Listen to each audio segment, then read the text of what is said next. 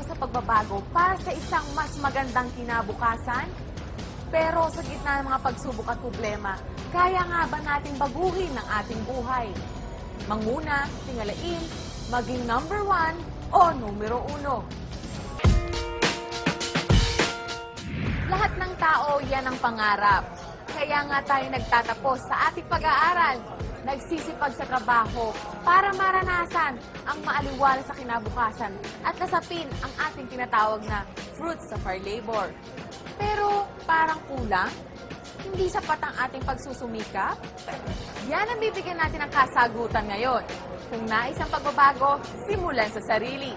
Maging numero 1. Ika nga, ako mismo sa tulong ng uno.